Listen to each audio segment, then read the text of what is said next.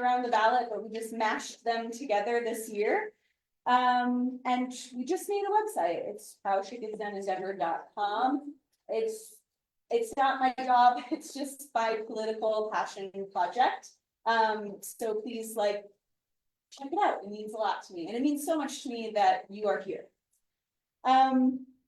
So since it's a Shannon event, what would it be without some poetry first, right? Yes.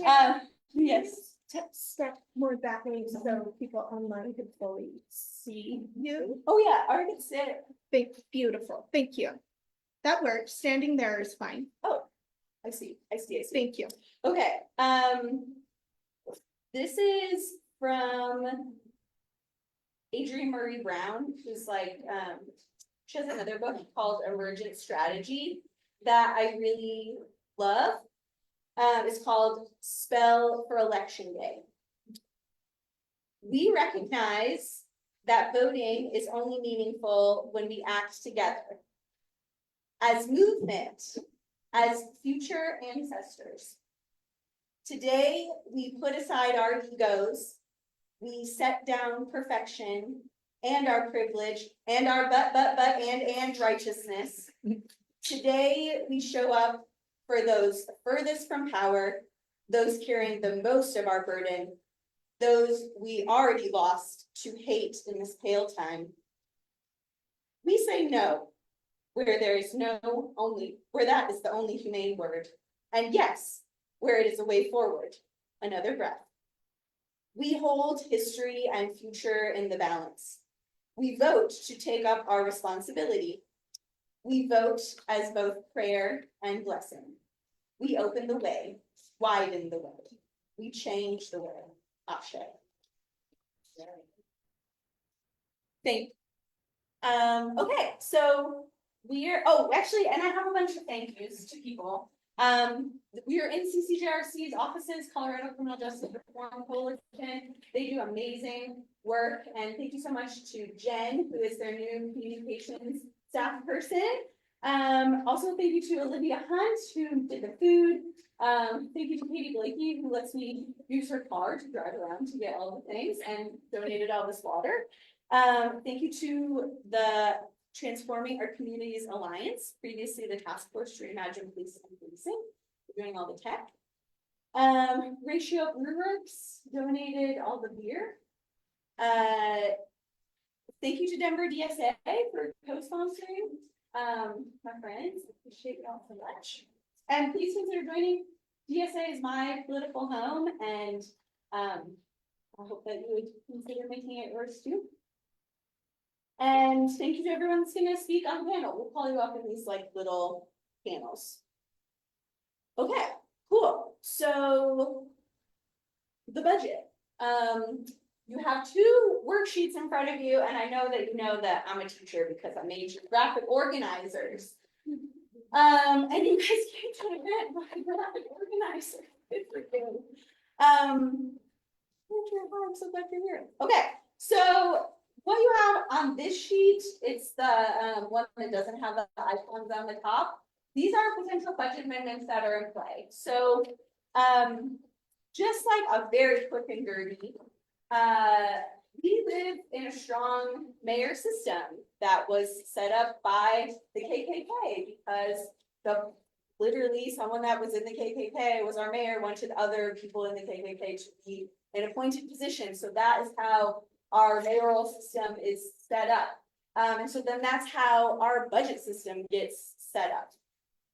So what happens is that in the fall, the mayor releases this proposed budget, and then council members can propose some amendments in these straw poll votes, and they send a letter to the mayor, and the mayor can respond and say, I like that or I don't. And so that has now already happened, that the mayor has said, okay, I like and will do, some of these things. Some of those things include adding more money to rental assistance, which is a woohoo, and we don't have as much money as we had in the budget last year for rental assistance, and we're predicted to have 20,000 eviction filings in 2025, which is the most we've ever had. We we got some money for DMTU, Denver Metro Tenants Union. They got a budget amendment, which is really great to get more inspectors to look at buildings that are in uninhabitable conditions. So that's really wonderful. And we also got a new parking lot for gig workers that ride like Uber and Lyft, and the new co-op drive out at the airport. So those are all really great things. But it's just not nearly everything that we need. So this is just a little bit of what's in play, and you can sign up to speak at the public hearing around the budget. The public hearing is Monday, October 28th. And you can sign up to speak there. Sorry, getting distracted. You're guaranteed 3 minutes to speak if you sign up. Usually in public comment, it's like, you only have 30 minutes to speak. And all of that's at the bottom of the sheet. But there are two really important budget amendments that we have. And so we have Mark here from Denver Basic Income Project. And then we have Anna from HAND. So Mark, we'd love to invite you up to talk about y'all's budget amendment and where you're at.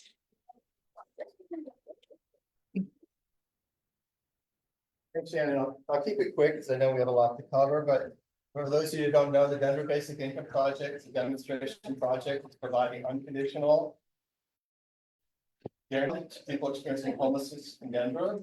We're the first and largest pilot in the Yeah, we're the first and largest pilot in the country to do this at this scale. We've deployed $10.5 million to over 800 of our unhoused neighbors in Denver. And we run it in conjunction with a randomized control trial being run by DU Center for Housing and Homelessness Research. Nobody was required to participate in the research, but 92% opted in voluntarily. People have accelerated into housing at 10 months, almost 45% across all groups were in a home or apartment that they rent or own. At 20 months, it expanded even further. And City Council, 11 out of 13 members supports continuing to fund this. And the mayor did not put it in his budget. Last year, they asked for $4 million and he only gave $2 million. We're asking for $2.5 million more so we can continue to do this work. His argument is that rapid rehousing is more effective and costs less, and we don't think that that's true. We'd love to sit down and compare the numbers, but we've shown that for the way it was structured is we had 2 groups that got $12,000 across a year, and then we had a comparison group, an active comparison group that received $50. Everybody received a phone and data, and were connected with services if they wanted to be. And just by saying to people, we trust you, we believe in you, and we're going to give this to you unconditionally, we think it creates a shift in people's sense of hope and opportunity, and more people are stepping up and doing the work that ultimately they have to do to get to stability. And we're asking for the funding so that we can keep doing this and try to find a pathway to policy. So are there any questions about this work? Yeah.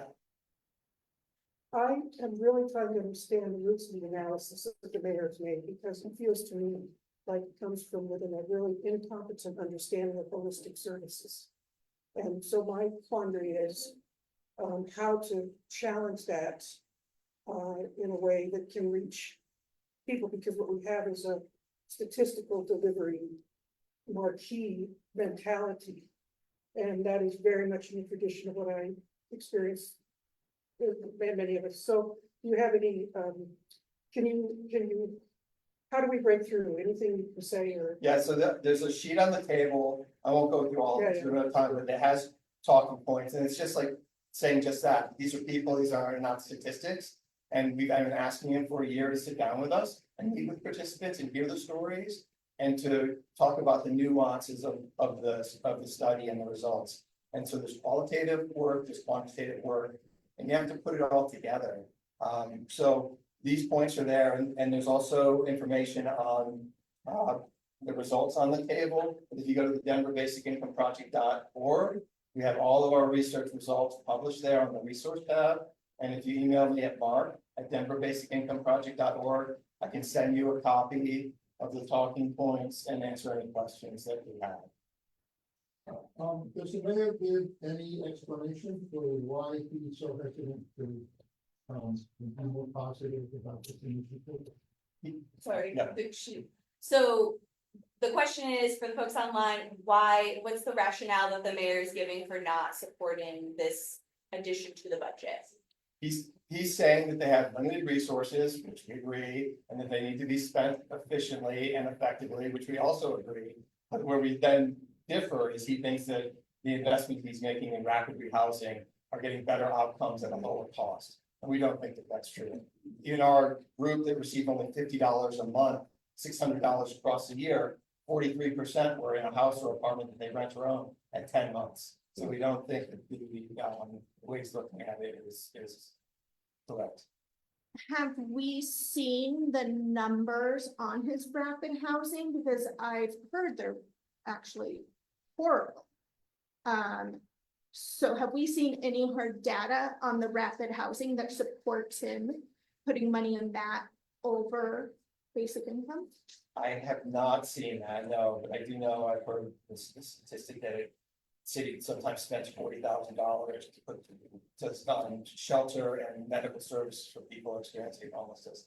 And so per person, yeah, so we consider basic income as sort of preventative medicine for the economy. When you get out in front of something, it costs a fraction of what it will cost to deal with the consequences of not being out front. So we think if we're given the time to run longitudinally, we can show that this is a really smart investment. And it's not either or. Rapid rehousing and housing first is best practice, but you need to have financial stability as well, and you need to have hope. Anna online has a question, and also if you don't want to speak online and just want to put a question in the Q&A box, we'll be sure it gets answered as well. And if you could unmute yourself. I actually just wanted to actually back a point of Mark's with the rapid rehousing issue, because the problem with rapid rehousing is, yeah, you get a year of rent and utilities, but there's nothing at the end. There's no voucher, there's no nothing. So like literally when you're done with your lease, that's it. Like you're back. If you don't have the ability to pay for what you have, you're just basically back at zero. So to why Mark is saying especially is that having that basic income is definitely helps have some kind of a safety net when your rapid rehousing runs out. Anna, while you have the floor, do you want to talk about Han's budget amendment? I was gonna let Mark finish, but I can go ahead if that's. Did you have anything else, Mark? No, go ahead, Anna. Oh, okay. Okay. Well, hi, I'm Anna with House Keys Action Network Denver. She, her. So we are basically our biggest packing right now is there's an amendment to basically defund the street enforcement team and move that money to either DDPH or host. Ourselves, we want host. The deal with this is that if you look at set is basically what the city website describes set as an unarmed civilian team that conducts outreach, facilitates service connection, and offers quality of life resources to Denver's unhoused population. The problem with this is that we've gotten a hold of set's logs, and also we did surveys ourselves, and that's completely untrue. We never, out of every contact has been basically with a houseless person, and it's basically been move on. I believe if we are looking at it, 9 people actually were offered resources in what we saw. So basically, we're talking a group of people who are supposed to be giving out resources and helping and are not. Their whole primary objective is to push people along and tell them to move. We've also been noticing that they really, the city has been pushing them into major parts of the town where the mayor has closed, and just it's consistent harassment all day long. And so what we're looking at is an opportunity to take that money from the set team who's doing nothing to help the situation and moving it to what we're hoping is Host, who actually has a houseless outreach team with the resources that people need. If we were doing that, we wouldn't be having some of the issues we're having. So it's basically like, do we want more enforcement, or do we want resources for our houseless community? And we definitely plan to. We've been out doing outreach with the houseless community. We're trying to get as many people into chambers. We really are also on our website. We have a thing where we show some of the key points of all the data that we have reached with SET.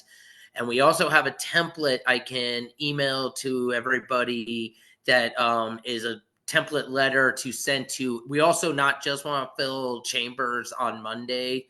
We also want to pack each council member's email box with as many people saying that SET needs to go. I mean, we did surveys of street enforcement, and one of the biggest things when we had a question in there specifically on SET, and it was how many times and what were these interactions like, and majority of the responses, they talk down to us. They treat us like they're below us. When we asked what kind of resources, we would get things like a bottle of water and trash bags.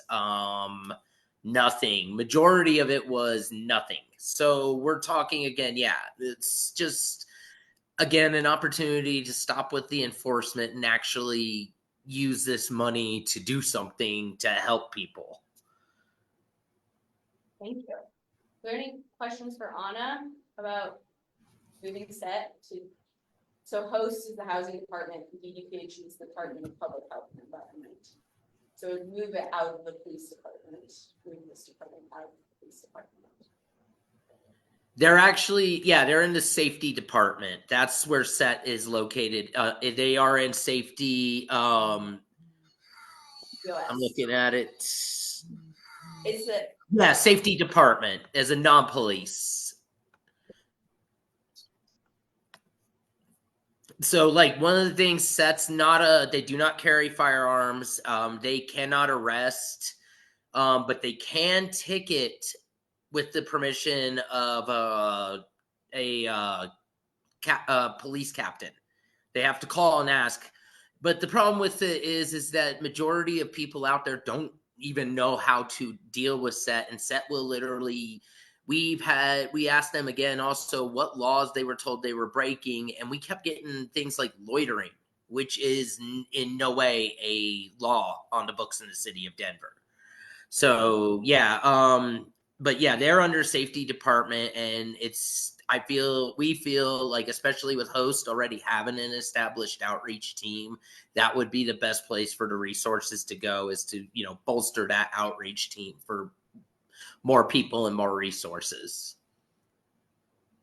I don't know if it's correct, but is there a component of surveillance as well? Because there's a ton of footage that people are capturing in Denver, and then my understanding was they're filming people and then letting them know, here's where this person is, here's what this picture. So is that connected, or is this just another addition?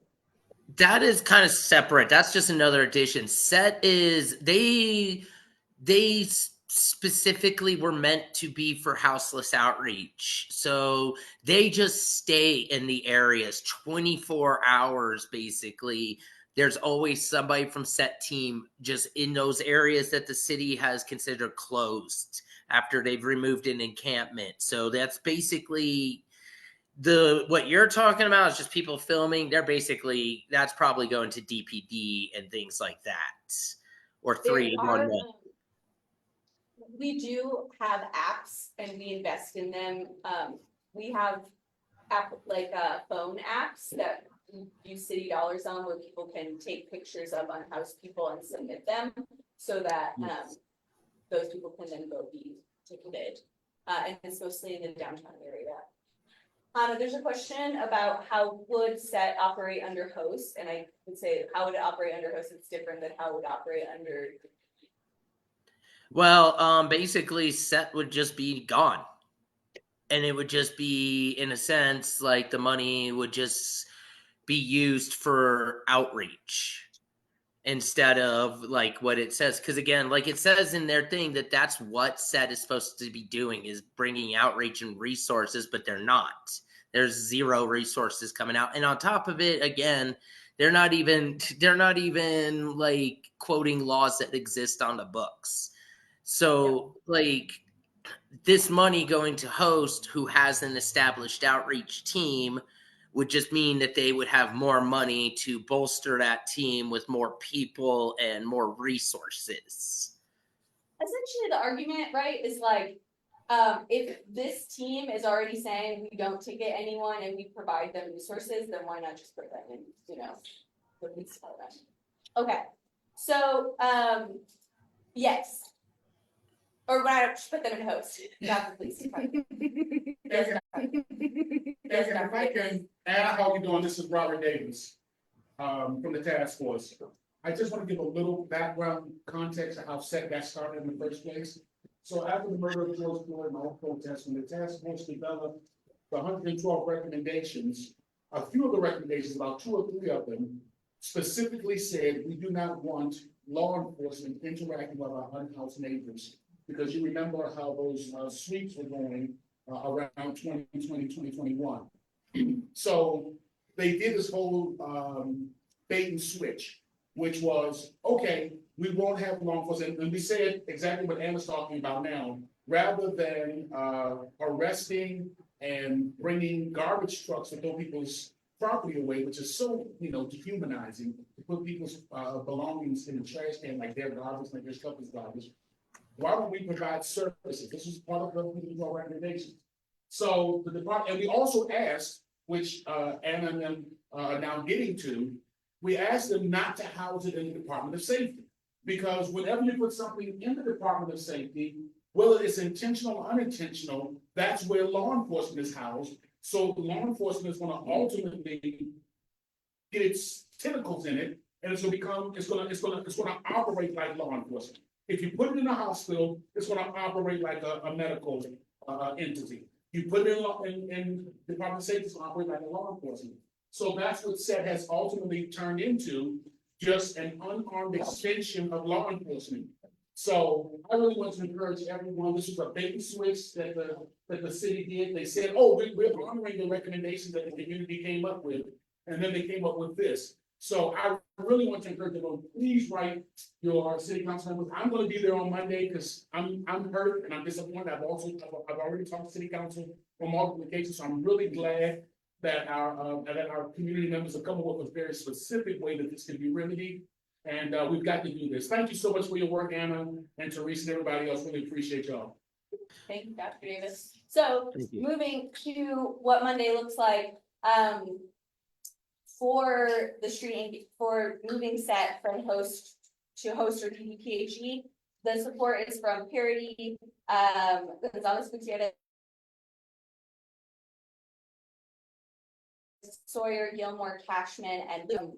We need more votes essentially to push it past the mayor, and we need 9 votes to veto the mayor. The basic income project has 11 council members that support it, which would be enough to veto the mayor. So we really, both of these have high possibilities. All it takes is, I think, people saying this is exactly what we want. Yes. Anna, do you have a list of council members that might be a little more willing if their constituents were reaching out to them? We'll definitely just go ahead and say the obvious. Kevin Flynn and Daryl Watson will never vote for yes for this. They basically love set. So that we got that out of the way. Hines is still going to be difficult. I mean, if we kept pushing, we may be able to. But like, God, I'm blanking on names. Alvarez, I probably just mispronounced that. Dress, floor. Yes. And Sawyer. Jason McCall. We Sorry, go on. yeah, those are I think the ones that might be able to flip if we work at it. I definitely want to give a chance. I'm going to try next week before the November 4th vote to, go down and talk to each member too, if I can. But I'm also hoping that by packing chambers with enough people and getting enough emails that, yeah, if we just really get it to the point where people, the ones that are easier to flip, I think we could get them to get onto our side about this. And like I said, Hines, he's kind of always 50-50 as far as I feel. Like, you kind of don't, he's kind of a wild card of the situation sometimes because he'll vote with us and against us, and it makes none sense. But yeah, so those are the ones I feel definitely are easier. And again, you can email Flynn. I'd say just do it because why not annoy him? And same with Watson, but like they're not going to budge on this one. Thank you, Anna. Mhm. I'm sorry, I gotta keep it moving because we've got so much information to get through. But just so y'all know, it's a $1.7 billion general fund. That's not even like our whole budget, and the amendments that we are asking for are a couple, maybe max $3 million, what we just talked about. So the reason also I'm kind of mashing this together is because your vote matters, but also just tell every single person you're talking to that's literally the smallest, tiniest that we could ever do, But it's important, do it. Okay. So we're gonna move to our ballot measures. So you have another little cheat sheet in front of you. This has all the icons on it.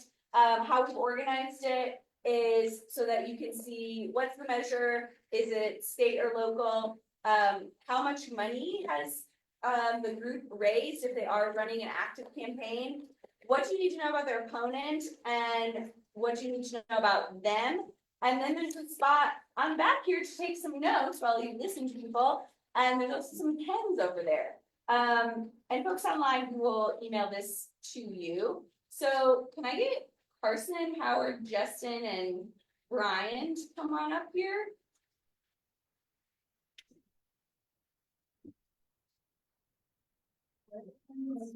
The pens are right on that table right there at the end.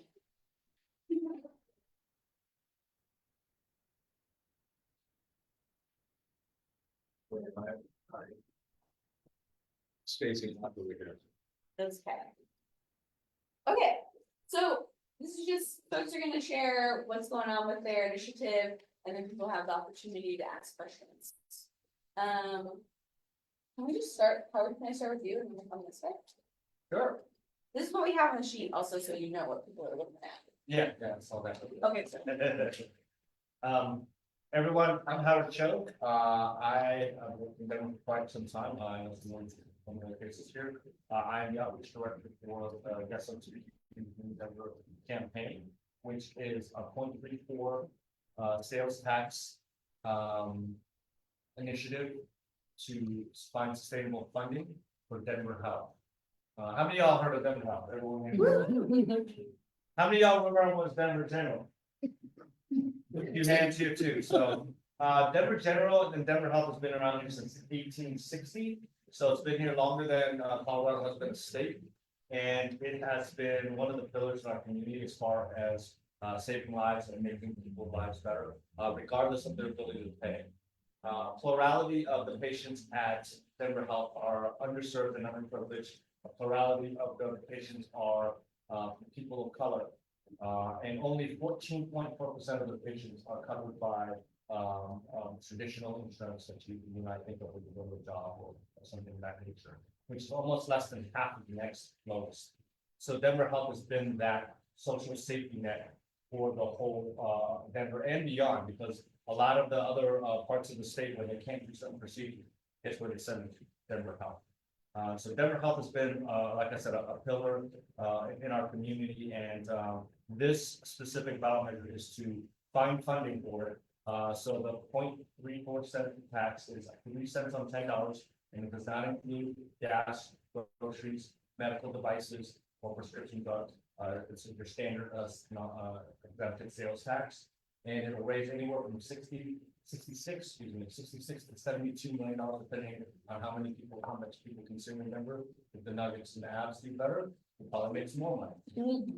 It's also wise to know that about 30 to 35% of the consumers are from outside of Denver, that either work here or commuting to for pleasure or otherwise reasons to dine. And, I think Denver is getting better as far as the world-class areas to kind of hang out and check out the nightlife. So you get that as well. So you get the help of people outside the Denver Health has been doing $140 million of uncompensated healthcare, 102 in Denver alone, in Denver patients alone. It serves 300,000 individual unique patients and about 1.1 million visits. It's one of the largest behavioral health centers in the state at about 800,000 visits. It's in 19 of the public schools. So think of the social benefits there, especially when it comes to mental health for our kids. They can go there and see the kids. They can actually make an appointment to get an actual healthcare provider without having to inconvenience the parents. So these are things that we never had that kind of social benefit to. So these are great things about it. 1 in 3 babies are born there. When you think about trauma, how many of you heard it as a Denver's Guns and Knives Club? It is actually a 98% trauma survival rate, which is one of the highest in the country. So it's not just the social safety net that's like kind of like on the bare bones. It is high quality healthcare. And so when you think about all the things that are involved in it and how much it's really been advantageous to the community, to our underprivileged, it really is something that we really need. I almost compare it to like when you're driving down the road and you don't have any guardrails. Well, Denver Health is the guardrail. And finally, what I wanted to say is that this is healthcare we're talking about, and I think healthcare should be a human right and not a fight. And so we're always fighting to get healthcare, and that's just not right. So I always say healthcare is a human right that we should always have. So I implore you to please support Yes on 2Q. I have information up there. I have yard signs. If you have any questions, please come to me and actually we have a. Anna has a comment that I just want to add to it. It's also one of the top transgender centers in the country. So. Yeah, if you so it's actually one of the few actually in the whole state that actually does gender affirming care. And it's also a leader as far as women's reproductive health when you think about that. But yes,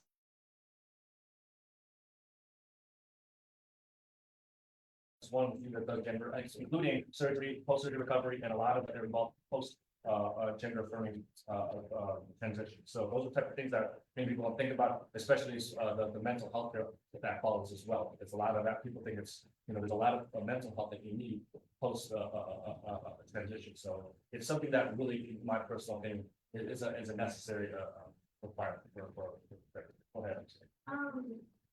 Do we know how much of this funding will actually go towards paying for those services versus those funding shares? So it will be completely transparent.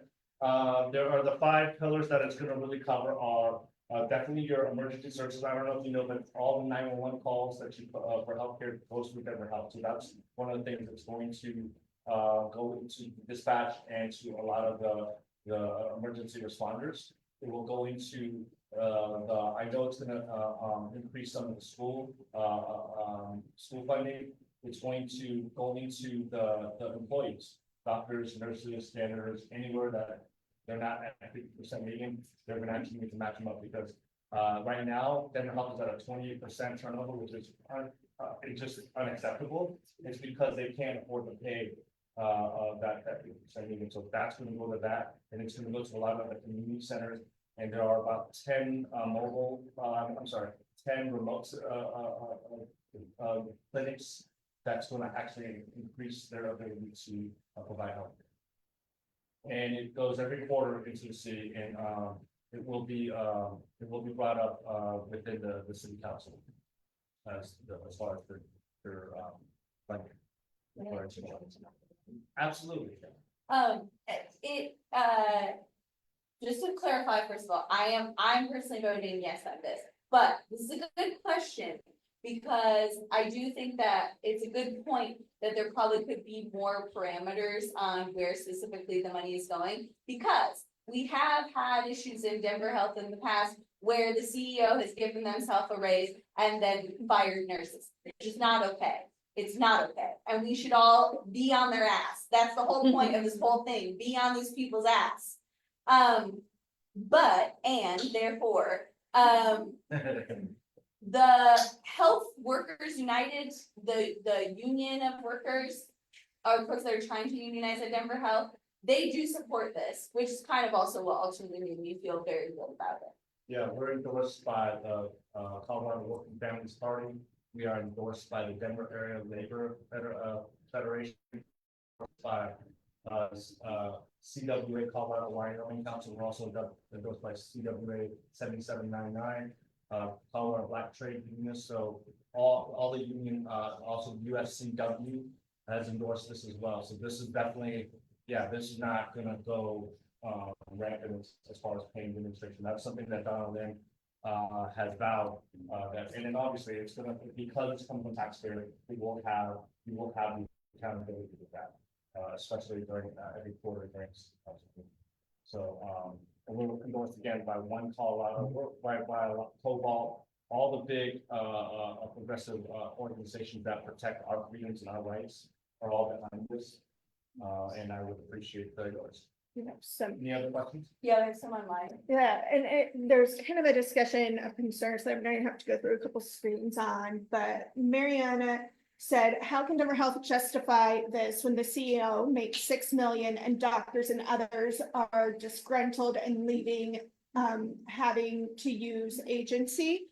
And also our houseless neighbors are being neglected, which is against their federal regulations. And I mean, this is absolutely just kind of getting into some of those concerns. And then Anna also says, they're also turning houseless people back to the streets with very little treatment, especially if they determine the person to be intoxicated.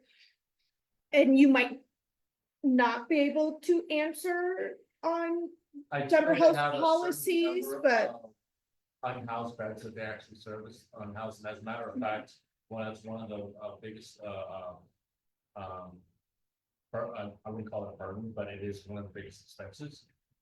Is because when they do treat the unhoused, they are being actually healthy, they have to release them, and then they come back and they have to continue to give them services because they don't have enough. They do have, I think, 24 units for unhoused, and it's just not enough. And this is something that, I mean, obviously it's everything intersectional when it comes to healthcare and housing. I don't have the answer to that question, but I do know they have about 20 to 24 units that they can actually keep them there, and they do serve a good percentage of unhoused continually. As far as the 6, I don't think that's the current salary as well. I don't believe, and Don has put a lot of her own money to try to make sure that, and she's done a really good job in past years to get like charitable donations from like say Kaiser and some other places, and that's the only reason why they were able to stay afloat in the last couple of years. But you can't count on that. And just for a little, just a little number wise, Denver Health budget in 1996 was about $220 million. Last year was 1.4 billion. And I always like to do the shock thing about 1 million seconds is 3 weeks from now. 1 billion is 31 years. So that's why that we're asking. I came on this campaign to finding sustainable healthcare, because that is just a number that we can't get. Thank you, Howard. I think it's a really good transition because a lot of the people that are being, receiving services are people that they have frostbite, they have lost fingers, they have lost toes. And to Howard's point, like Denver Health is trying to invest in affordable housing to house people so that it's like more of a front end thing to address that issue. So person, do you want to take it with 2R? Great, yeah. Hi, everyone, I'm Carson Bryant, I'm with Denver Democratic Socialists of America, or DSA. I'm going to talk about affordable Denver tonight. It's a great little word for it, affordable Denver. I like to mystify housing with those terms. So Denver DSA is officially neutral on this position. And I want to take some time to articulate why, and I think by doing so, we'll get at some of the dynamics at work in this measure, and will, I think, inform some of the discussion around it. So fundamentally, this measure is a 0.5-cent sales tax increase. In addition to what you were describing, the 0.34 sales tax with the Denver Health one, and that would be projected to generate approximately $100 million a year in revenue. And that revenue would be dedicated to housing programs. And when we talk about the money is dedicated to housing programs, what do we really need, right? And I think this starts to get at a lot of the challenges with this measure. How is the money being used, and what are the guardrails around it? And so I think it's worthwhile here to read straight from the ballot language, and then giving some context to what these different things mean. So, use number 1, to increase the long-term supply of affordable housing units or prevent displacement of cost-burdened households through production, preservation, financing, acquisition, conversion, subsidies, or any other method. That's really broad, right? That's a lot of different things captured in that statement. And in practice, what does this mean? Well, one way to think of it in this arena over the past several years. So one way that the city spends money on housing to increase supply or do preservation is basically by giving loans or in some instances grants to developments mostly with affordability restrictions that people are building. So they come in as a funding source on a lot of projects, right? In those instances, the city is not acting as the housing developer or owner. They're supporting projects that developers, or in some cases, nonprofits, mission-driven organizations are doing. Also, low-income housing tax credit projects. So the city will grease the wheels, will give what they call gap financing to make some of these projects work. Number 2, to provide financial and service-related assistance to renters and other persons in need of housing. So this is like rental assistance, right? The city has historically funded rental assistance, although it's rarely enough, and have also provided some money for eviction defense, especially in like 2020, 2021. But this is also an acceptable use. So things like that. Going down the list here, to support home buyer and or homeowner assistance programs. So what does this mean? That supporting home buyer and homeowner assistance programs. So historically, that means things like down payment assistance, giving someone a grant or some kind of very low interest loan to help with the down payment on the purchase of a home. Obviously, homes are very expensive to buy in this town, so that takes a lot of money to do that. Also, other homeowner assistance programs could be things like rehab money for someone that rehab their home, could be property tax abatements. But generally, down payment assistance is a big thing there. And then another note here about increasing supply for units and innovatively funded mixed income projects. Pretty similar to that first point. And then a small portion, 3%, for administrative costs. as is typically needed to manage this kind of. So very broad, a lot of potential uses.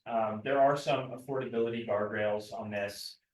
For the rental projects, they would have to be 80% of AMI, their immediate income or below, which, you know, that's arguably not very low in this town. I don't have the numbers off the top of my head, but that's a fairly high annual income. Shannon, do you know what 80% AMI translates to for a two-person household? Two, for a one is definitely above $75,000 a year for a one person household. So, you know, pretty high. That definitely not a deep level of affordability that's being promised here. And for home buyer programs, it's all the way up to 100%. So getting into why Denver DSA was neutral on this. So on the one hand, this represents a really huge opportunity to put public investment in housing, right? Which we all know the housing crisis in this town is very severe. Rents are rising, people are facing a lot of instability. And this kind of public investment and dedicated funding source is a really necessary way to alleviate a lot of those issues and to build better housing for people. Housing is historically something that governments don't invest enough money in at the local, state, and federal level. And this level of investment, $100 million a year, is a huge step forward for increasing the level of public involvement in the housing sphere. And I think for Denver DSA, one of the things that we really care about and want to see is social housing, right? Actually publicly developed and publicly owned housing developments, right? Where the city comes in, doesn't just, you know, give gap financing to developers, but actually owns the housing itself. And, you know, putting control in the hands of the community, making it union built, having it apply, having green standards apply to its construction and operation. A lot of great models around the world for this, and it's something that a lot of different organizers in Denver have been advocating for. And certainly Denver DSA sees a long-term vision where the city starts taking a more active role in social housing to address the housing crisis. And this would not be possible without dedicated funding, right? We would absolutely need $100 million a year or more to achieve that. So just emphasizing the importance of this. However, where this measure gets a little bit shaky is, as you heard me describe, the rules around how the money is used, very broad, right? There are very few guardrails around how this money is spent. And specifically, there are no commitments or guarantees that the money will be used to fund public ownership / social housing. There's no guarantees that it will fund things similar to that, like community land trusts, like housing co-ops, like other forms of community-owned, community-led housing. No guarantees at all. And when we're looking at an investment of this scale, what's by all means a historic investment, that needs greater guardrails, right? We want to see a greater commitment to those things in order to truly get behind this and support this. And it simply does not offer that. And the uses of this money are very broad. And, you know, the worst case scenario here is that the money is used to reproduce status quo of how affordable housing is done in Denver through traditional programs that, you know, gap finance developers, whether for profit or nonprofit. I would also add that process of how the money is spent is important here. So the plan, and it's written out quite plainly in the measure, basically says that the measure passes post the Department of Housing Stability is going to create a funding plan for the first year, and will, you know, take input from the public. That's all it says, right? No specificity around what that process ought to look like and who's at the table. And that plan has to be approved by council.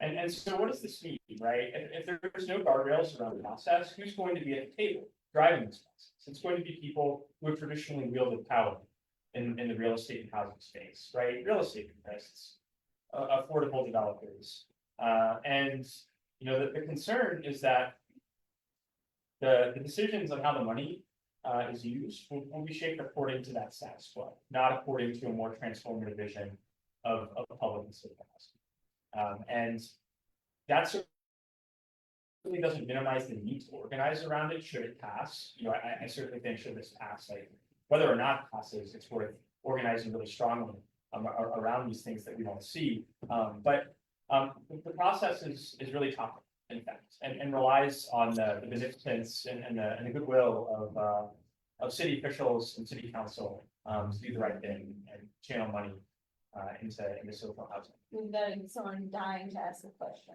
Not trying to ask a question, don't let me finish, and then I want to support what you're saying with some actual additional facts. Yeah.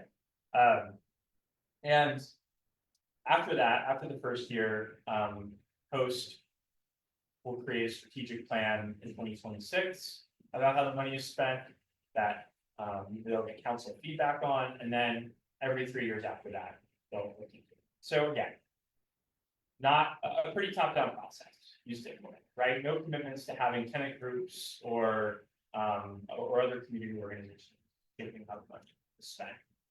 And so that's a huge problem for Denver DSA, and I think probably for a lot of the energy spaces using the link this year. And lastly, just I understand that this is a difficult public finance environment. There are definitely issues with having this structured as a sales tax. You know, despite the exemptions that sales tax has in Denver, like the groceries and gas, it is ultimately a regressive tax. And in an ideal world, we would see this kind of public fundraising tethered to something that's a lot more redistributive and progressive in nature. That could be something like, I know it's a little contentious, but like property tax, or even like, you know, a graduating property tax, taxing higher value homes more, or a real estate transfer tax. Obviously, Tabor restricts a lot of these things, and the real estate transfer tax case outright bans it. And understandably, with Tabor in place in Colorado, it is very hard to raise money on this order of magnitude. So definitely want to recognize that, but also recognizing that, you know, sales taxes are regressive. It's not great to see that continually milked as a source of funding for things. But that's all I have to say on that, and want to open it up for questions. This is really for both of you, and the concerns what you just said. So I live in the neighborhood, it used to be called the North Side, but now it's called the Heights. And you know what that, I've lived there for 55 years, so it's been a while, okay? But the whole neighborhood has changed. Now, in talking to some of the old timers in the neighborhood, they're the ones that asked me to come to this meeting. And the reason they asked me was precisely over these regressive taxes. So these are people who support healthcare and want to, and also support, you know, the housing program. But they are getting really annoyed with these kind of taxes, and at least the sense I get from them is they're going to go against these. So I'm just putting that out there. I'll speak. I really would like to find a way to do it, but I don't know. I've been asked to recap it. So the question is that, there are lots of folks that Rob knows who really do not like that the 2Q for Denver Health and 2R, for affordable housing are regressive taxes. Just to say, that just means that they disproportionately affect poor people because they are using, it's more of their disposable income that this money is coming from, than they do wealthy people. And so, anyway, just you say the word regressive tax, and sometimes people don't know what that means, and that's what it means. So please go ahead. Yeah, to answer that question from our campaign side, we did 3 separate polls, and we also looked at the other mechanisms possible. We're talking about property tax.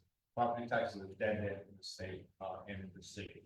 You will not find anywhere even close to 28% of people in the city want to agree with that, even though our state is one of the lowest. I think we're bottom 6 or 7 in the country. We're pretty low, but it's just the assessed values of our property are going so up, so it seems like the property tax side will be really low. And we wanted to do that, it just would not give even 28% support from the community, even from people who are less privileged. And so that was one. We also looked at a luxury tax. It just doesn't do enough money. It's not going to raise enough money. You have to spend higher end. And we all know rich people don't spend as much money as people in the middle and lower class.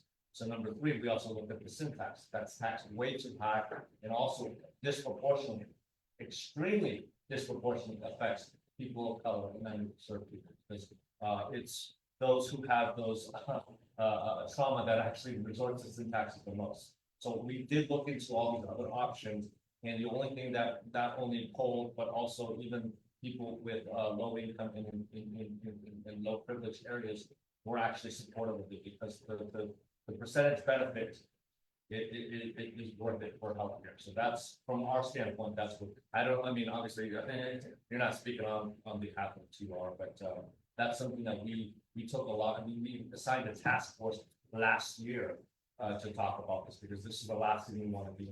It's something that's against my blood too, but this is the only way we can do it. So I understand it. And real quick, just want to emphasize that like that the regressive tax concern is a very valid one. With $100 million a year, I also understandably don't see many alternatives to that under the current Tabor regime. Yeah, sorry, do you want to say something about, or? Yeah, go for it. Hopefully I can help convince all of you to approve or support position. So the city and county of Denver over the last couple of years, because of the pandemic, received this influx of grant funding under the IRA. This is the first year that we're not going to have that money available, and so Host is actually expected to see a $20 million decrease in their fund. And so if we, that first hand sheet, want to see temporary rental utility assistance, that network where folks go and get support, as well as the outreach worker conversation that we're having. This is one of the only mechanisms that we can have that, because the funding just isn't first. So that's just one big one. But for the accountability measure, the questions that you arose, I'm here as your friendly neighbor, not in my capacity as a housing strategic advisor, which is a body at Host that is open for public comment, is open to the public. That is where they make decisions on the annual action plan and the strategic plan. And so if you all want to be a part of that process and have that meaningful engagement, I can share that information with Shannon so that she can share it out with all of you. They don't do the best job of publicizing those meetings, but they are held both in person and via Zoom. And so if you want to, if that, Reverend, if it passes and you want to decide how this money is allocated, that would be the best place.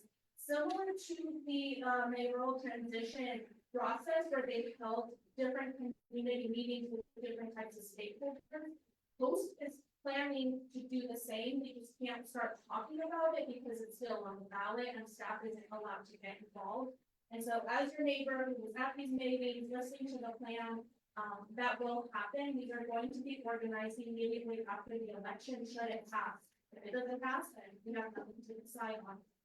But those would be those safety mechanisms that would allow the public to figure out and allocate what those are.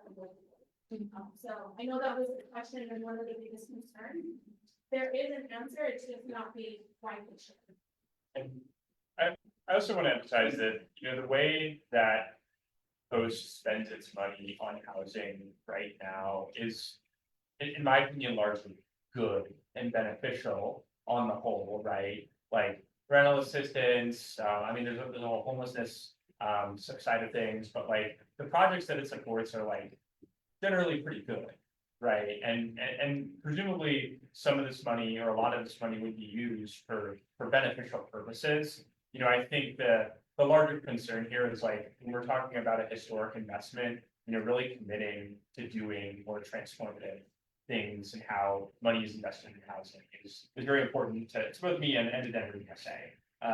And so just like emphasizing that, even if this money isn't used for public and social housing, it could still be spent on very beneficial things. Sorry, just one last point, I forgot to mention this for those of us who really care about how funding is spent, I know I care about that, too much, but, for post, it is also true that any funding level above $300,000 needs to be approved by city council. And that includes those loans to affordable housing projects, that includes grant funding for people like, for the organizations that do the homelessness outreach and they're partnering with post. It all has to be approved by city council, so that is that second part. For those of us who like to hold it. Yeah, similar to.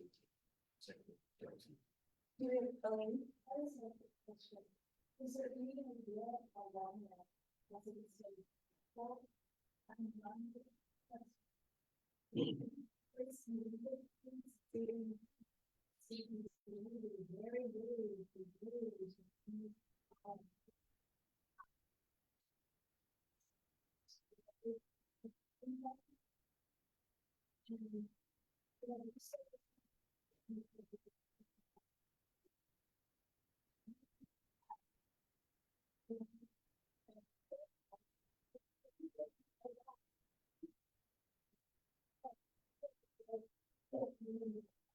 I don't know if you want to answer it, but I'll just say, based on the funding, based on the capital stack, so all the different methods of funding, if there was federal funding, if there was like that, local monthly tax credits, if there's PPP funding, which comes from the state and city, all of those have guardrails, have the 50-year affordability rate. I know that the federal. Myra, I'm jumping here.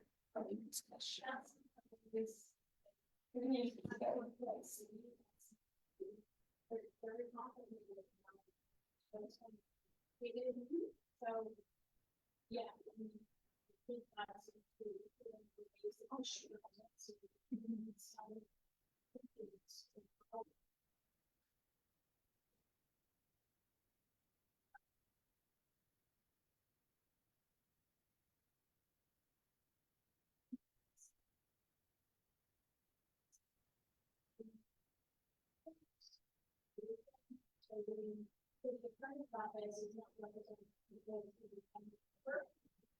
And they see exactly that city council has not really know city attorney's office to resolute system. That's another.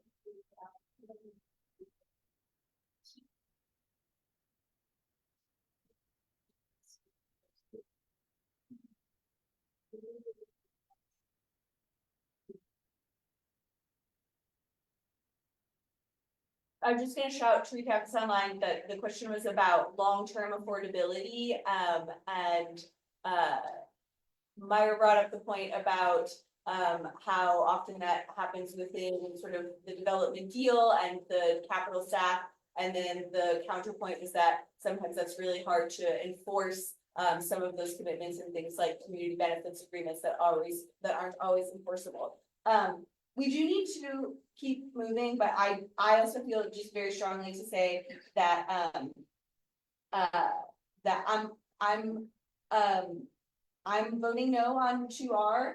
I don't think that it has sufficient guardrails. But I think that we definitely need, a large sum of money, to build the housing that we need. And again, it's a stay on their ass. If we get this money, you better stay on their ass and tell them, I don't want light tech housing.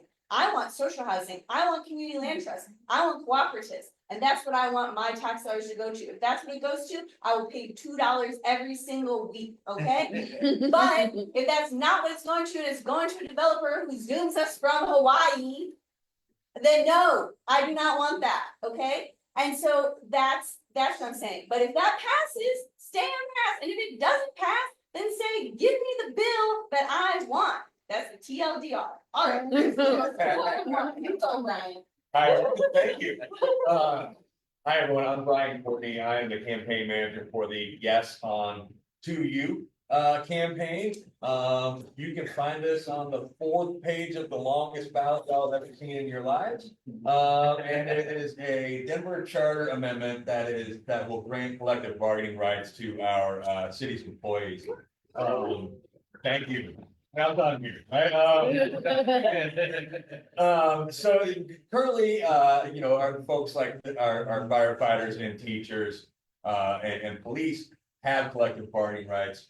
The rest of the city employees, like library workers, parks and rec, the trash collectors, you name it, everyone who helps keep our city running doesn't have this option. And so here we are, right? We're changing that. If you look around the country, similar cities in size, values, demographics, things like that. We're an outlier, and that we're the only city that doesn't allow this for us to. And so, quite simply, this is going to change that. This is going to fix Denver's laws. We're not forcing anybody to join a union. We're giving them the option, and they'll be able to sit down at the table with the city and negotiate their own contracts. Yeah. Please vote yes. 4th page of the longest ballot ever. It's like the middle. It's such a big ballot. It's to you. Vote yes, please. Yes, ma'am. I'm gonna make a statement about the organism of the city life, government, etc., and center it on unions, because I think this is really excellent. I wish that we could understand that we have to get mechanistic around insisting on things like anticipatory auditing for the funding for housing. And one little example where I think unions are a partnership with a constituency from within the city is in Gloveville, a little neighborhood up north. The first interpreting radios came in for the planning process, I think it was 12, because one of the city planners said, oh, there's discretionary fund, we gotta quit being negligent, there's discretionary money.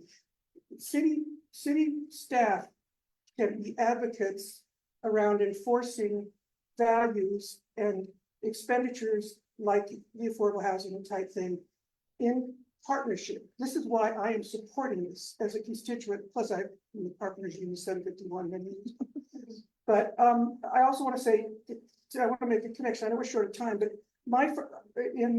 being neutral on the housing thing, I support that with the sort of a different sort of thing than what you were saying, Shannon, in the sense I believe that we should be doing anticipatory auditing, value frameworking, regardless, also with the universal income. We have values in these cities, in our city, that are memorialized in planning documents, that are values, and it transcends the politics. And one of the ways to get to that is have constituencies in the city, workers, the people, to be involved. So I don't want to cede to developers or ROI values with housing or with, I want to say, look, we've got an auditor right now that I think we could get some traction.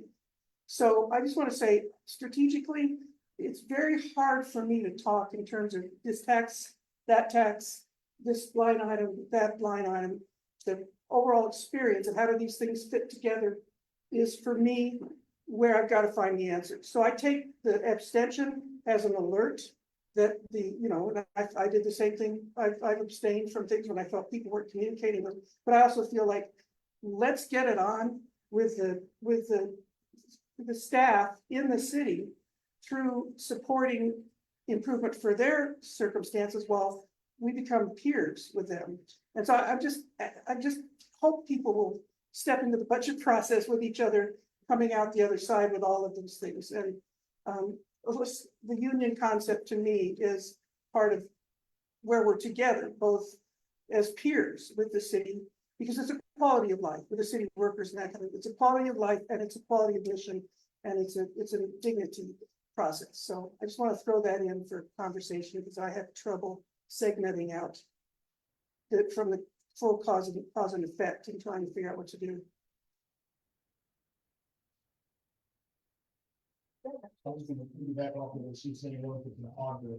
I think that we as a community underutilize the auditor. So the task force has just invited Mr. O'Brien to come and present. If anyone wants to be, it will be virtual. If anybody wants to be a part of that conversation, to ask the auditor or to share with him some things you'd like to see, his office to pursue, please give your email address to Shannon or to, Christie.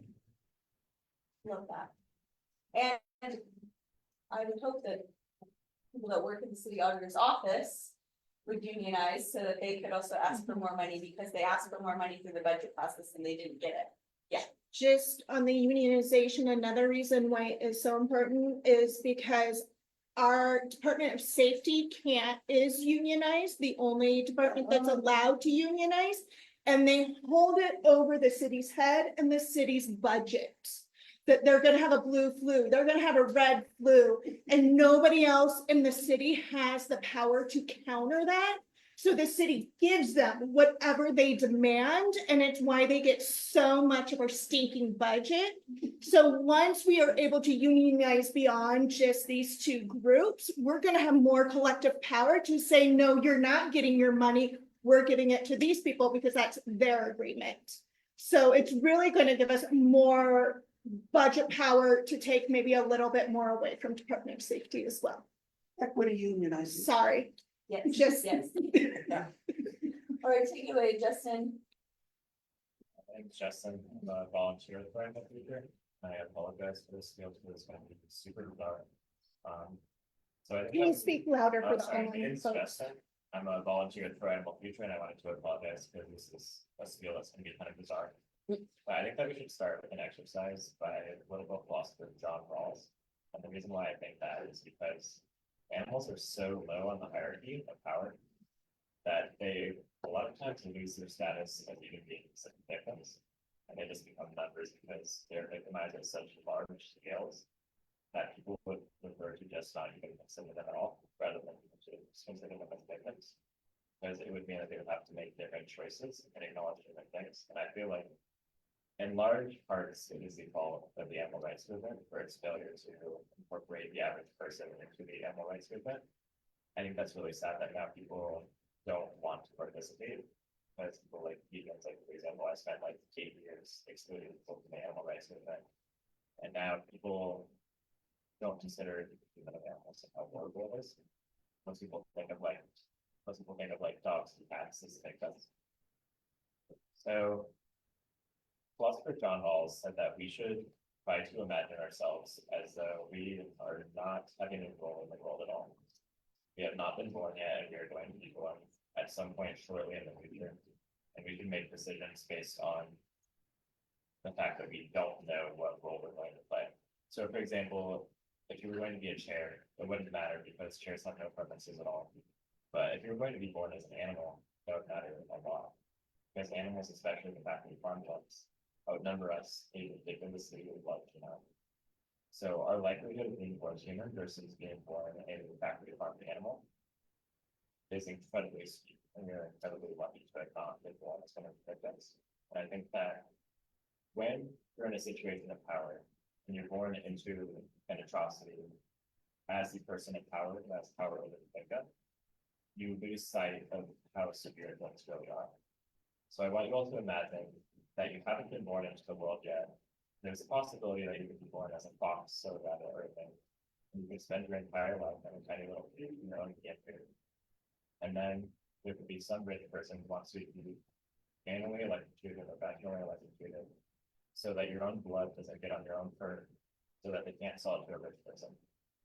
Now I want you to imagine how miserable that is, and imagine if you were creating the world from scratch, you didn't know what role you were going to play in the world. Is that a decision that you would make, that you want the fur industry to exist?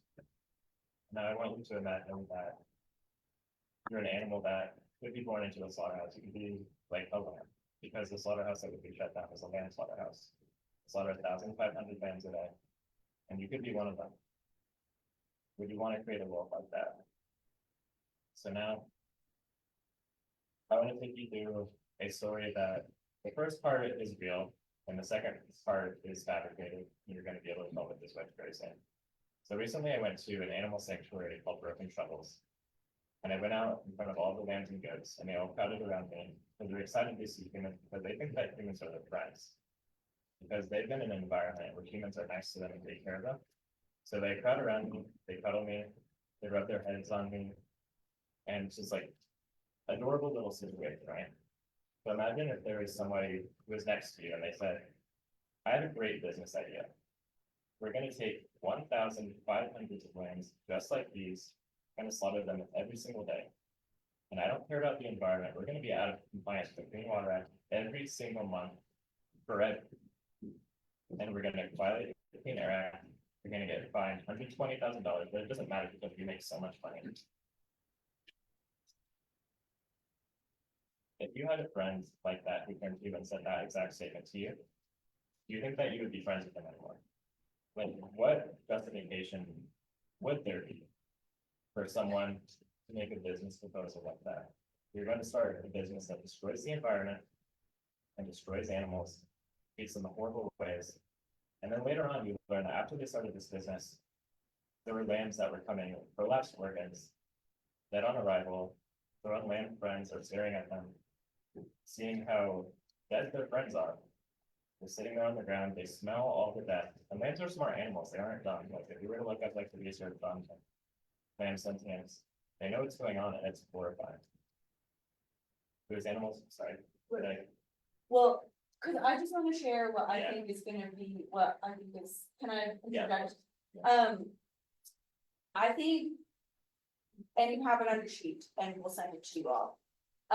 Because I know that a lot of you, what you all care about, and what we're hearing about in this conversation is about, this is about workers' rights, right? And so what I want you all to know is that, this is the ballot initiatives that have the largest amount of money that are coming in, from huge factory farms. There's now over $2 million, from these large factory farm companies that are coming into these campaigns, because these campaigns will set a precedent to start shutting these companies down across the country that will hurt the bottom line for folks. And people say, okay, but then what about their jobs? And what about, this is a cooperatively owned, business? These workers, only get a share in a cooperatively owned business after they've been there for 3 years, and nobody stays there for 3 years, because to Justin's point, like, it's a terrible industry when you are slaughtering animals every single day, because you're slaughtering another life to this point, right? So these people don't stay there 3 years and they don't have a share in a cooperative. There's a great article that like just came out about how terrible this industry is also for these workers. On top of the fact that like these companies are using workers to say a message that these companies don't care about. They don't care about the workers. And so it's a real like false advertisement thing. And I'm really sorry to interject, but I just really feel like this is what this group of folks will really get, because the message, the oppositional messaging that y'all are getting is like really not, it's just not factual. what's the question? Do we know what specific businesses will be shut down? Right, Superior Farms, so like the largest lamb slaughterhouse in the United States. And it's one single slaughterhouse in Boville. Yeah, And this would only impact you. yeah. Yes. And then Globeville, according to Rocky Mountain PBS, is arguably the most polluted zip code in the country. So it is already located in like the worst place it could possibly be. Rose? I want folks to know that I support 308, but when I was the co-chair for the Mayor's Sustainability Advisory Council for Environmental Justice, this group came and asked our whole council if we could support 309. And we had some questions and concerns, particularly around environmental justice. And one of our biggest concerns is if this shuts down in here, what's to stop them from opening one 4 minutes away in Commerce City, where they already process our water, they process our recycling, they refine our oils. So that, and there's nothing in place to prevent that. So then it becomes, well then, where will those animals go? And so then it becomes, those animals will actually travel farther to get processed and go through more trauma and things like that. And I'm like, is that better for the animal as well? And then it came to, well, does this really lead to less meat consumption, like plant-based default diets and things like that? And because of those, like what we consider leakage, our council couldn't support it. And I want you to know that I was at CSU for yesterday advocating for system change in agriculture and plant-based diet, plant-rich diets and things like this. But I think that there is leakage in 309, and I don't want Denver's this to just become Commerce City's problem, because then we just move our Commerce. Can you define leakage, sorry? Leakage is when, you do something, but it causes a problem somewhere else. Okay, yeah, I understand. So on the Ross Kaminsky show, there was a representative from Superior Farms that said that Superior Farms would not be opening up the slaughterhouse somewhere else because it would be too expensive. And also, we need to keep in mind that the demand for land has been gradually increasing. So it's not even a good visit. The Superior Farms would not be opening up the new location by their own statements. But also, it may not even be a good decision for anyone else to pick up that slack. And it also wouldn't be able to be absorbed into the rest of the industry either, because right now Superior Farms is the largest slaughterhouse in the United States, processing by itself between 15 and 20% of the country's land. Which would mean that 15 and 20% of land capacity would have to be passed on to other slaughterhouses, and they don't have the capacity to do that. You would have to build like a completely new facility, which might not even be a good financial decision. But also, I did want to change the mood, because I'm sorry, I'm like a very depressing person or a very exciting person, just depending on how I'm feeling. So I don't mind changing the mood. So I did want to read you some inspirational quotes. So one is from, Can we take like Sorry. 1 minute? I'm sorry. I've got a That's okay. question. Yeah. I've got a question. Yeah, we have one on. sorry, I'll only read one, sorry. So it says, this is not just about us, said Scott, the CEO of Superior Farms. This is about the entire protein industry. If they can do this in the cow town of Denver, they can probably do it in Omaha, they can do it in Philadelphia, Chicago, LA, Portland, etc. Because the thing about this movement is like, imagine there's like an evil god, right? And everyone thought that there's no way to kill this evil god other than to like take away their believers or like nip at their heels and hope that like Democrats will eventually solve the problem. But here, we were actually able to give this god a paper cut. So like the oil and gas industry, the animal agriculture industry are like enormous and invincible, and I think they benefit from that narrative going on. However, if you give them a paper cut, that means that people are going to realize that they're not a god anymore, because a normal person can't defeat a god. However, sorry, this is getting a little bit too hyperbolic, but anyway, so what I'm trying to say. Sorry, we have a question here, we have a question here, we have a question online, and we have 3 minutes, so it's just like speed round, and then we're doing next speed round. Sure, So let's start over here. we're going to expand, I promise. What, if any, protections the development you're talking about for small scale startups, or not farms, like that? Sure, so according to the USDA, 99% of animals are factory farmed. And regarding to like regenerative farming, I would honestly just go on Google Scholar. As I understand, it's like a really popular idea, but I think the popularity is based on not science, but like anecdotal evidence. So I would just go on Google Scholar. I think that regenerative farming, there's no substance behind it. So does that answer your there question? are no protections for small scale family farms. I think we would have to like find small scale family farms, but Everyone knows small scale family farms in Denver. It's only usually for the houses people in Denver, and there's only one. I don't think Denver is really a place for people to live down. Not because that's thank you. I will say that 81% of Colorado farms. 81%. One of the largest. Colorado has farms. Why don't we take the online person? Okay, online. It's really just a comment and wanted, they said Denver had published an article where they interviewed a worker at the slaughterhouse who had been there for 30 years. So just thinking on trust that nobody works there for 3 years. I haven't read the article. I'm just reading comments. So, but just want to be sure their voices are heard. yeah. Okay, That, yes. that is a perfect segue to what I was saying. What organization are you with? Random. The For Animal Future? I just. Pro. Oh, yeah, okay. I'm gonna try to be really quick because I know time. I'm in Oakville. And this is landing really bad with a lot of the residents in these neighborhoods. And it's very much, I mean, we've got to be righteous with each other. It's very much because of that type of approach that you're using. And people are making comments like, that's just what they did with the tiny homes when they came in and they just, you know, you're supposed to feel bad. And we recognize that there's problems in the way the lands are being treated. There are people that have 3 or 4 generations that have worked at at the Superior Farm. There is some confusion about the collective ownership. There's 160. That needs to be looked into, and I think that there's more there than happened, but I think that it's almost an abuse for you to come in with that kind of trauma exercise. And I find it offensive from the point of view of the constituents, that this is part of the life, the history and the culture of the neighborhoods there. And I'm very concerned about it because I am absolutely sure that the treatment of the animals needs to be remedied. There's a strong heart feeling in the neighborhoods that we need to figure out a way to treat the animals better without shutting it down. There's a strong network of economy around this, and there's a lot of confusion about factory farming and that kind of thing. So I just want to say straight out, this is a very important discussion to have compassionately.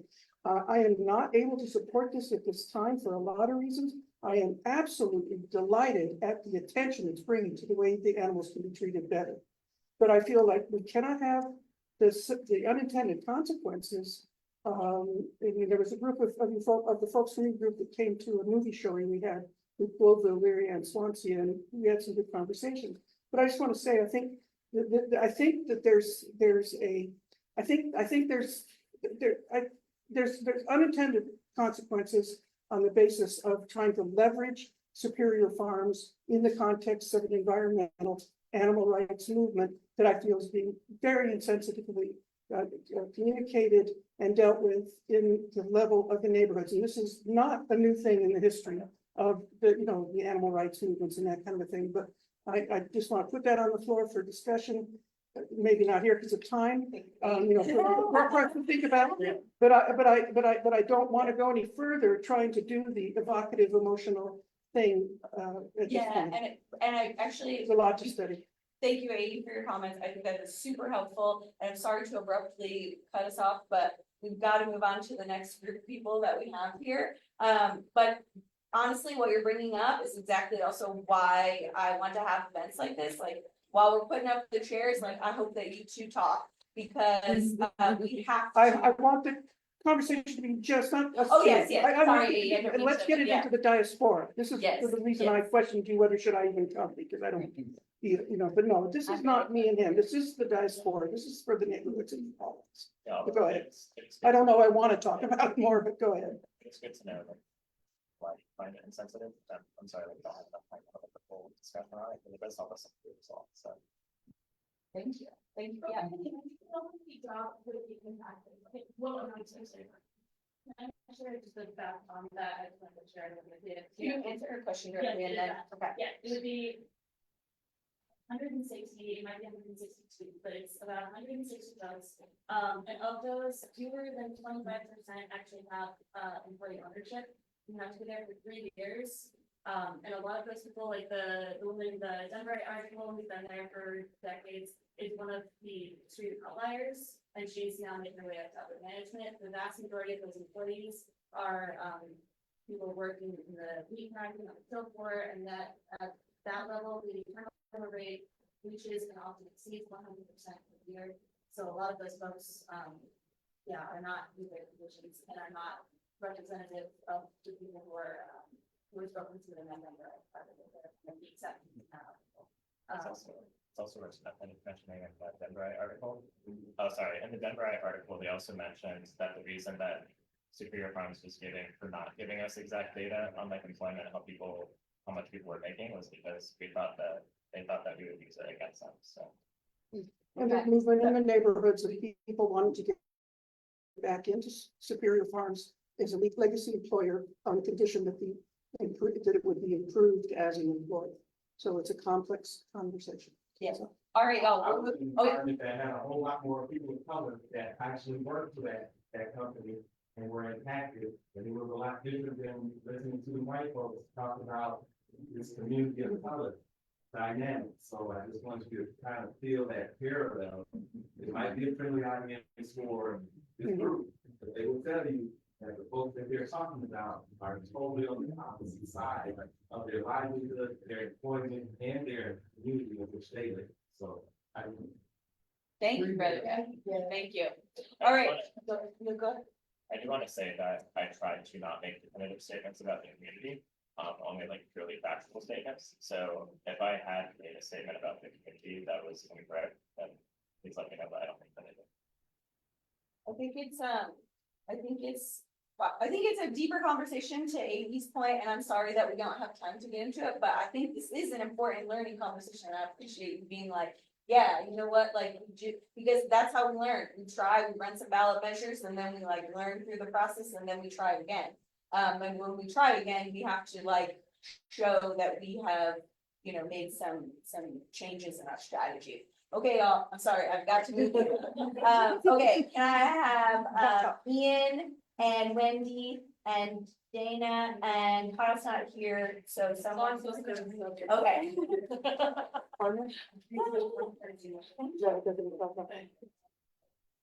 Actually, Andrew, just come up here too.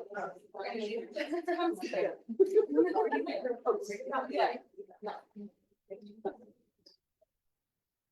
We don't have. Okay. All right, this is literal speed round, and I'm not kidding with you. Okay. But you all get all the stuff on your state ballot anyway, and the whole point was to talk about local things, but. Yeah, so I'm gonna hit two things really fast. Can you be sure to project really loud? Yes, for sure. Folks, thank you. I'm gonna hit two ballot measures really quickly, 128 and 130. CCJRC is with a coalition called the Coloradans for Smart Justice Coalition. And we are taking a no position on both of those two ballot measures. Because they increase mass incarceration, right? So the first one, first we can talk about how right now we're in a backlash period for criminal legal reform, right? Despite the fact that crime is going down, that people's perception because of uncertainty in their lives, you know, economic and political uncertainty, they don't feel safe, right? So there is a group of conservative billionaires who want to drive conservative voters to the polls and use scare tactics to drive people away from voting for Democrats. So they're running these two ballot measures together, right? 128 and 130. So ballot measure 128 would appropriate what it would do is it would increase the mandatory minimum sentence for certain crimes from, you have to serve, right now, people who commit those crimes have to serve 75% of their sentence. It would make it 85% instead of 75, and it would also appropriate $152.4 million to build more prisons because we're holding people longer, so we would need more prison beds to accommodate for that. So if this were to be implemented, it would cost us $56.2 million a year to keep those folks in prison. And these are the people who are impacted are forced to serve 75% of their sentence. It would keep them in for another 10% of their sentence. So this is going to drive up the elderly population of people in prison, which has been on the rise. It's 123% rise in elderly people in prison, people over the age of 50 since 2002, despite a 9% overall decrease in people younger than that.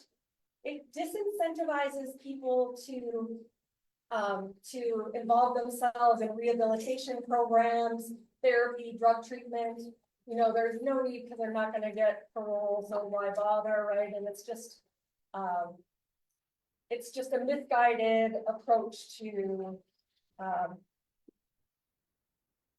it undermines our parole system and undermines community-based reentry services and so forth that are actually proven to reduce recidivism.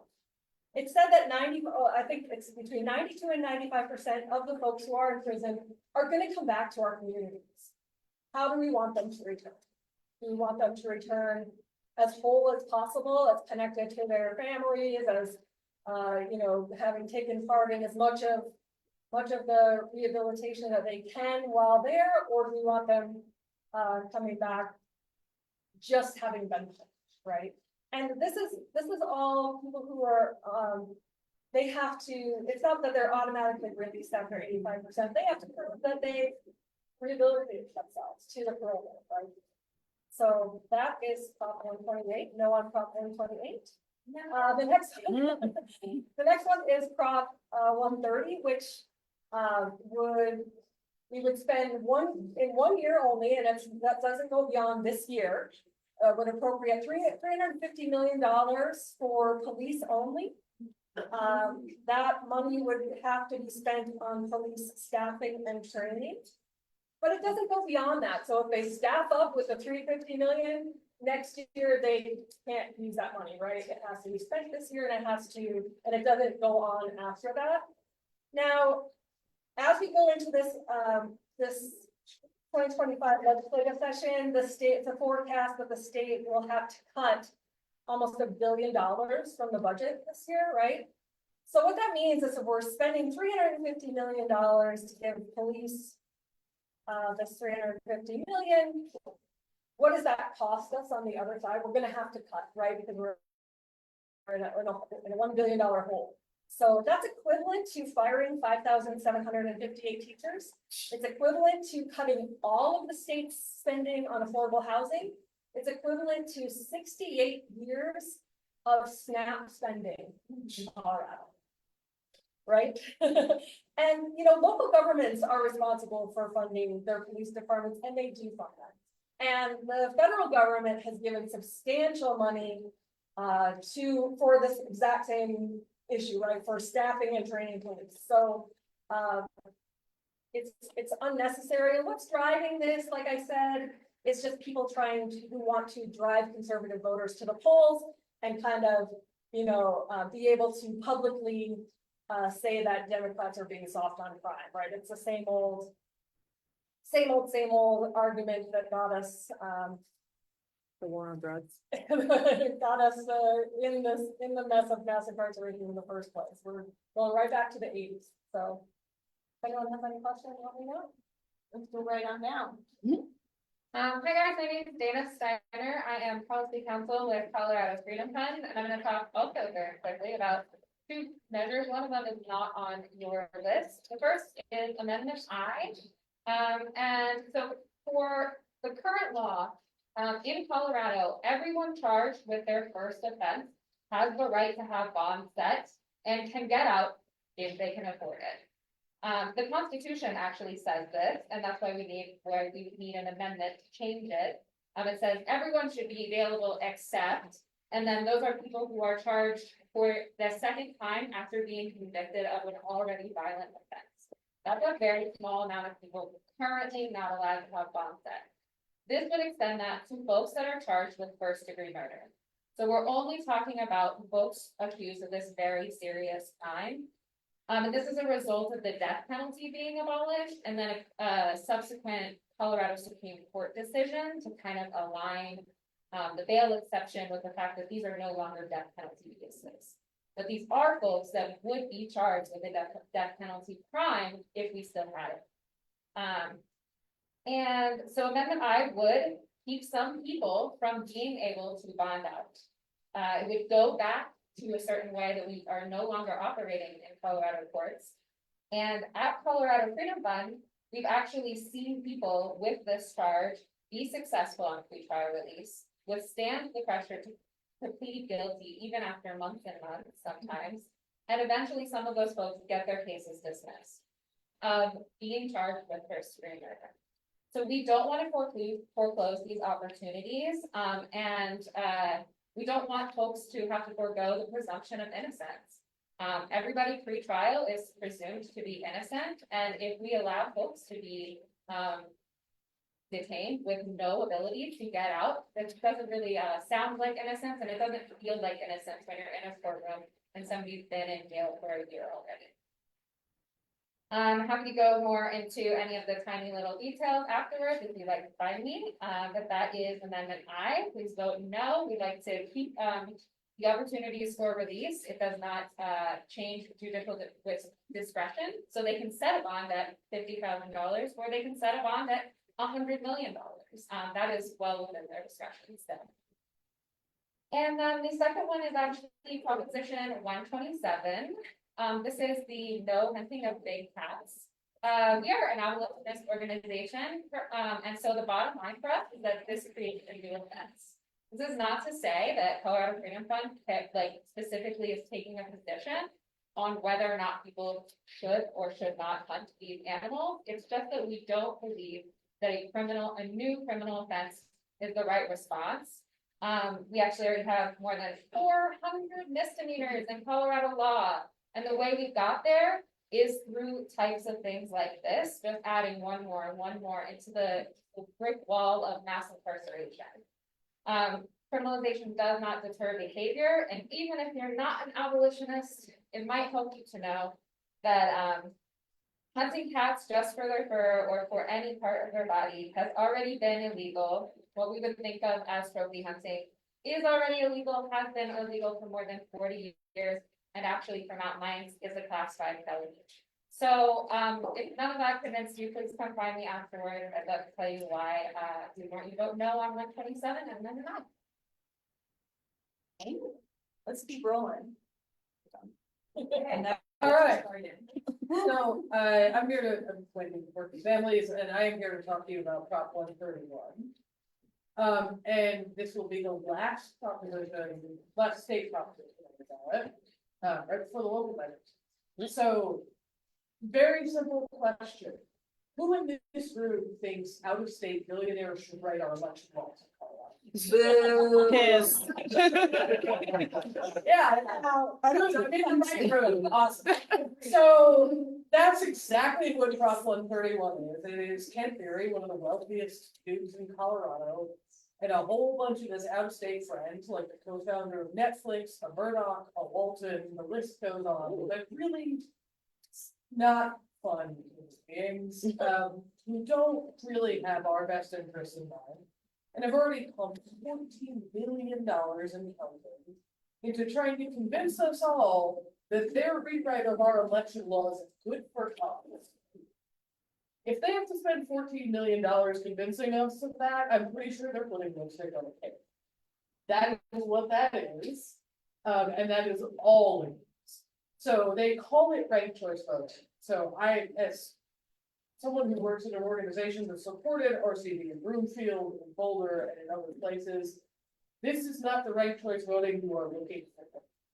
This is the billionaire style nonsense version that they're calling ranked choice voting because they hope it will fool them. This actually empowers billionaires. That is what Prop 131 does. It empowers the corporate class.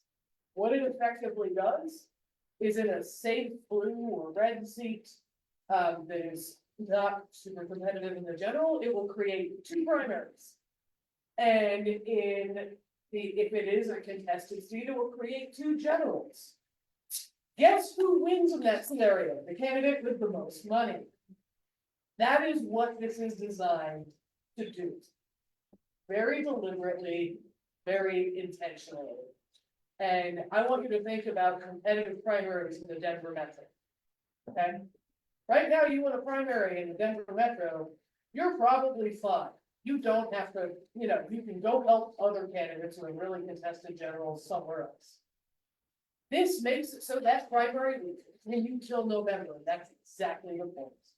Because if you beat the corporate forces in June, guess what? They're going to spend twice as big against you going into November. That's why they're doing it. That's why they're spending $14 million to convince us it's a good thing. Please tell all your friends not to be fooled, because this is not for us or.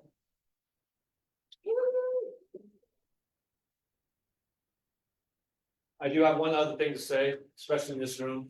On top of everything Wendy said, I also use this messaging and it's very effective for both conservative and progressive voters.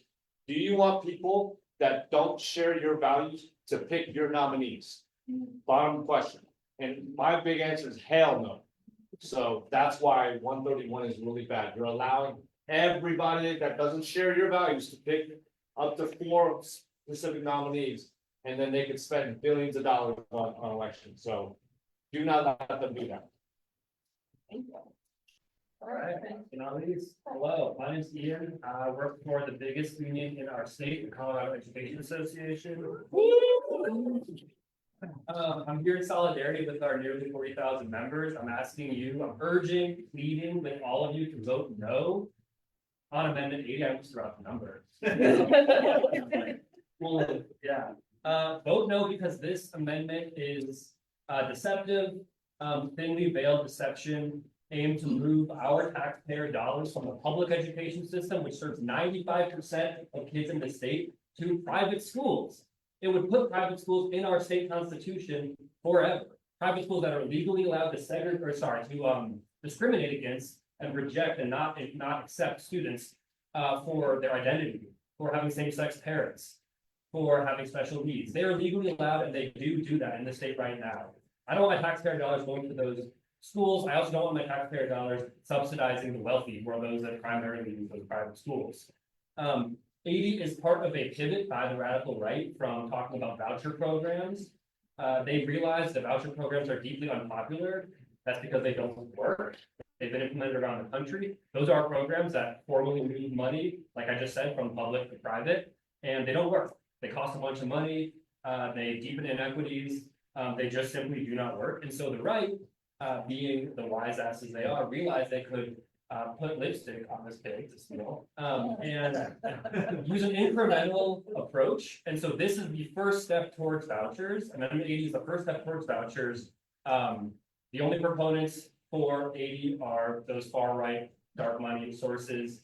I'm here again in solidarity with nearly 40,000 public school staff in the state, asking you all please vote no on 80. We have a QR code right over there. You can sign up to do there might be a couple canvases left. There's definitely some virtual phone banks. I'll be on there. Hope to see you too.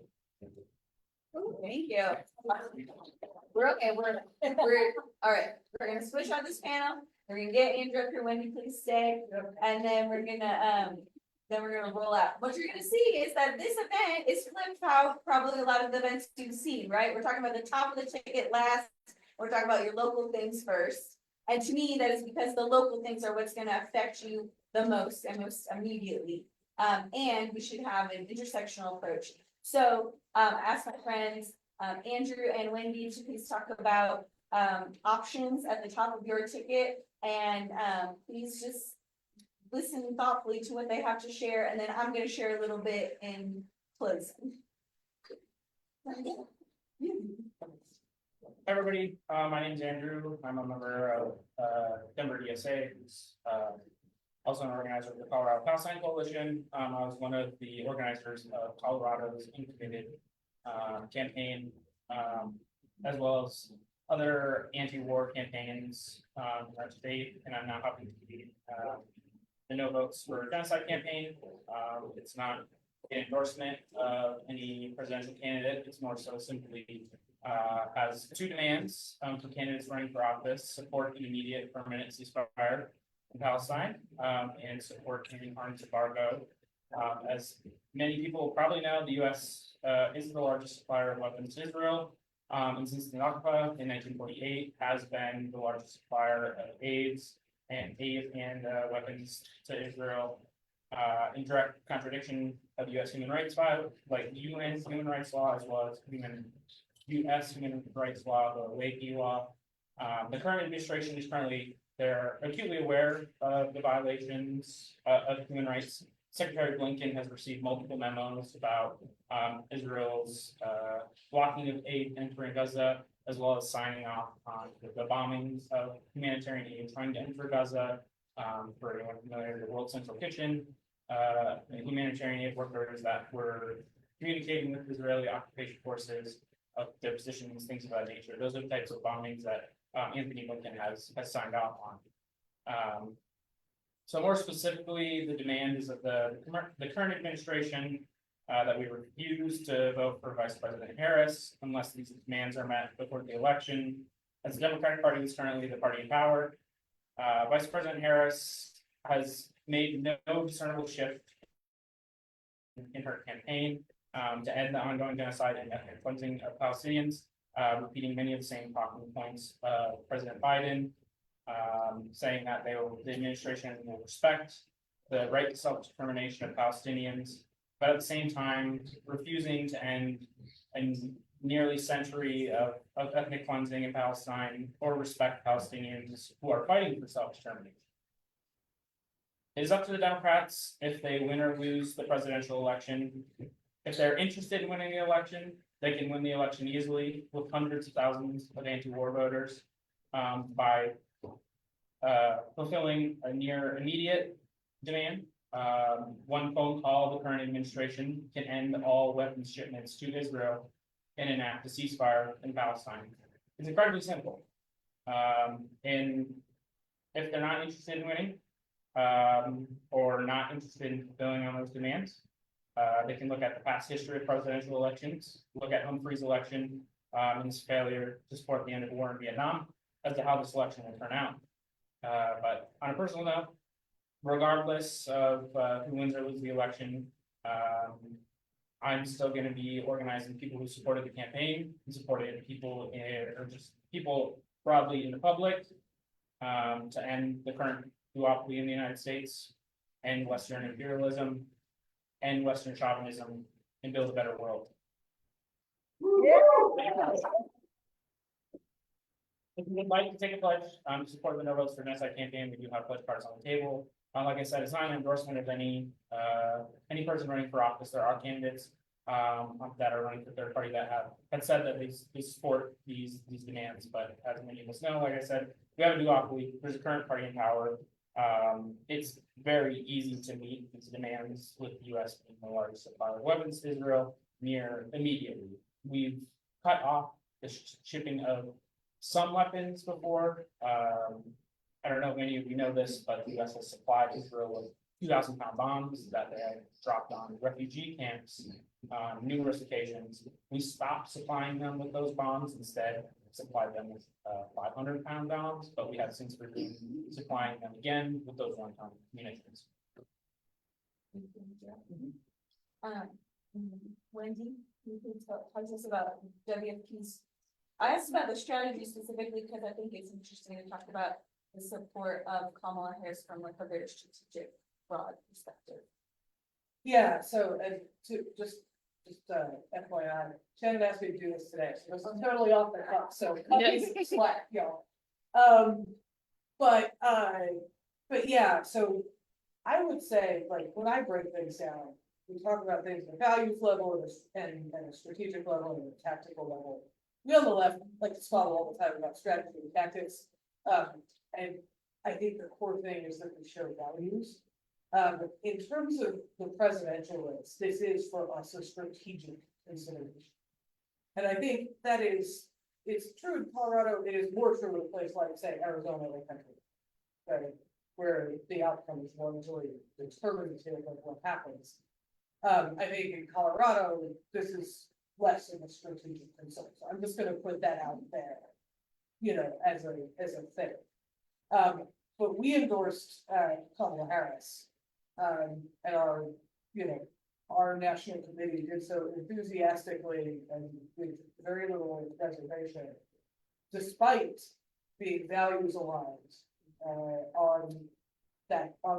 in terms of asking for a ceasefire, in terms of having very similar demands around arms Israel, et cetera. And specifically, I just like Yahoo, it's pretty insignificant.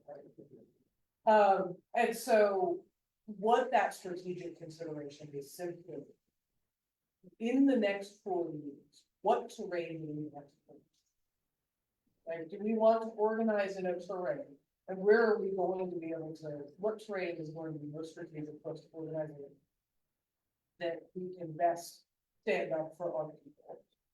And when we were looking at this, what our national committee said is that very clearly, while a Harris presidency will not be perfect by any stretch of the imagination, it is much more favorable conditions to organize in and to engage for our people than a Trump presidency, which will be overly fascist.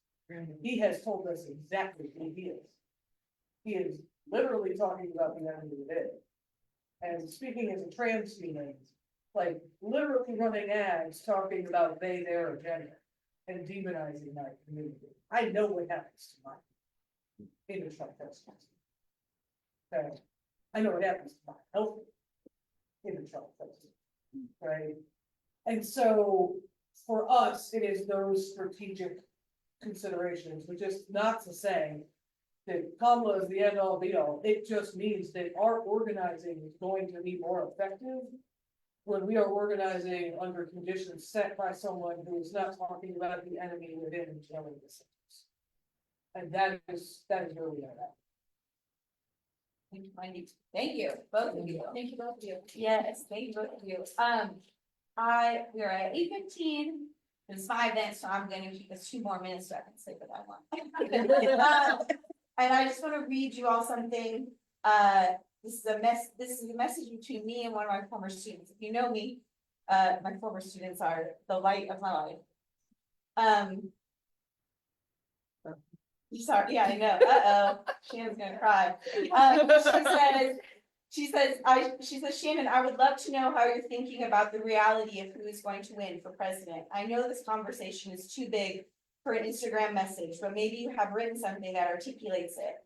I am really working on the Working Families Party block and build strategy with just 14 days left, and no candidate at the top of the ticket who can win having an arms embargo position. It doesn't feel like this is a practical arena to have leverage protests when the harm of Trump is so great, especially she's in Georgia, in a swing state like Georgia. I would love to hear your thoughts. I said, I won't deny that this may not be practical, but after putting myself, I know what it means to earn someone's vote, and I cannot in good conscience give my vote to genocide. One of my best friends is queer, and she is very worried about her wife and her babies, and I want to vote for her, for my friend. She and I are from Eastern Kentucky, and we saw our families underwater in Appalachia, and we sent bombs to kill Palestinians. But this is the part, I'm sorry, I'm not gonna cry, because I don't want to hurt you, and I don't want to hurt you, and I don't want to hurt her, and I don't want to hurt her family. I can't do it though, and I stand in solidarity with my political organization, and I'm primarily focused on folks understanding local politics. I am sure this is an insufficient and incomplete answer, and I appreciate you, and I appreciate you asking. And I wanted to share that because I cannot lose my friend Andrew, and I cannot lose my friend Wendy. And I can't lose my family members in Central Appalachia that are gonna vote for Donald Trump. I'm not gonna lose them. And so, I'm so sorry, but it's worth it to cry. So that's the closing thought. Like, let's hang on to each other. Because Brother Jeff reminds me this. After all this, we got a lot more work to do, don't we, Brother Jeff?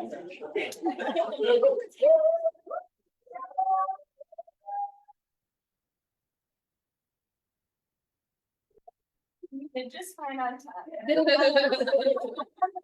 So thank you for coming. Please fold up a chair if you can. We'll take them upstairs. Thank you to the people online. We'll get you that information. And thank you all for sharing.